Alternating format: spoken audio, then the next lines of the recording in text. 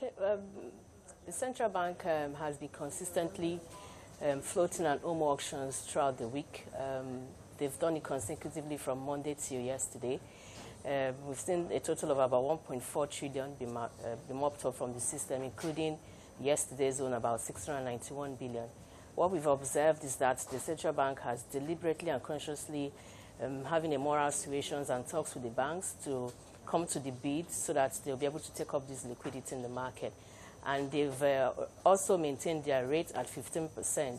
So I see them managing this liquidity from now to the end of the year, given that out of the 2.2 trillion outstanding from now to the end of the year, they've already taken 1.4. So I see them consciously and deliberately doing this from now to the end of the year. And do you think that those yields will remain at the current levels, or is there a chance that they may have to raise those yields to keep investors interested?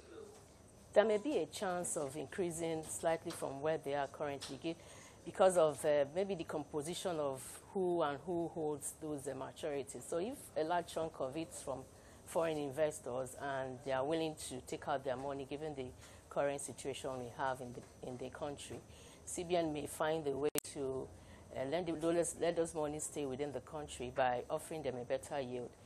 But given what they've done this week, I think they will continue to push to maintain their costs as minimal as possible. All right, and let's shift our focus to the bond market. And what are you anticipating in terms of activity in the bond market moving into next year? And again, I'm focusing on yields. How do you see that playing out?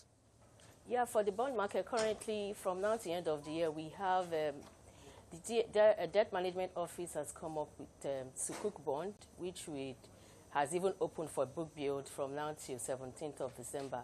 That's about 100 billion.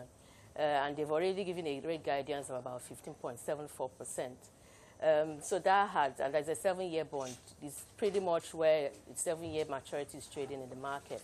And there will be a bond auction about 90 billion also by upper week. So we see these rates remain elevated at these levels. And from now till January, with these rates, we maintain at 15.7, 15.8 levels. However, after the end of the year, of course, the budget and the strategies for next year will be to start looking at those attractive levels. So, I mean, from now to the end of the year, at least we see these yields at these levels. Many commentators have been speaking about increased spending ahead of the elections. Do you think it's going to be significant in terms of liquidity in the market? And if that were to happen, do you also anticipate that the central bank will be as aggressive as it has been up till now to mop up that liquidity? Sure, they would be so much aggressive. In fact, I think attention will all the committees be focused on ensuring that the FX is stable at these levels and the cost in terms of yields will still remain minimal at these levels. So, I mean, all the central bank will focus at this moment from now to the election period is to maintain stability in the fixed income market. But do you anticipate a lot more liquidity linked to the elections, or is that concern overblown in your estimation? There may be some liquidity inflows because of the election spending, but that has not really kicked off. Yes, they flagged off campaigns, but we see that gradually coming up as we move towards the election. So, but it will not come up at one tranche. We see it gradually, filtering into the market as we move towards the election period. We saw a little more stability in the FX market yesterday, and I'm referring to the BDC rates, which I understand strengthened to 368. Now, that's obviously a direct impact of the central bank's intervention. We're told that they would sell dollars to the BDCs one extra day every week going forward. How will you assess the success of that program so far? That was very tactful from central bank to ensure, as part of their intentions to keep this FX at these levels. As you earlier mentioned, the usual Wednesday auctions from Bureau de Change, 5,000 apiece, has been increased for additional auction for 15,000 on Thursday, which they stated in their circular that they must ensure their accounts are funded. So those are all the practices and the intentions of central bank to ensure that FX are maintained at this level and there are no speculative trades, going on in the market and keeping the exchange rate at these levels.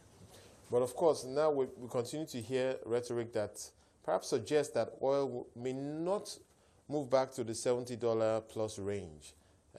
With that outlook, do you think there could be renewed pressure on the currency, or would you assess the exchange rate, the external reserve build-up by the central bank as sufficient to deal with any decline we may see as a result of a decline in foreign exchange from oil sales? I think central bank has put a lot in place. Remember last month they were able to do bond auction, a Euro bond auction, where they raised about $2.5 billion. And given where the current oil prices, they are looking at, yes, it's coming down, but they are trying as much as they could to ensure that the outflows coming from foreign investors are reduced as various as possible. And then, of course, to the preparation they've done on the Euro bond would ensure that the $2.5 billion would help them to curb any sudden outflows coming from foreign investors or even the election that is forthcoming.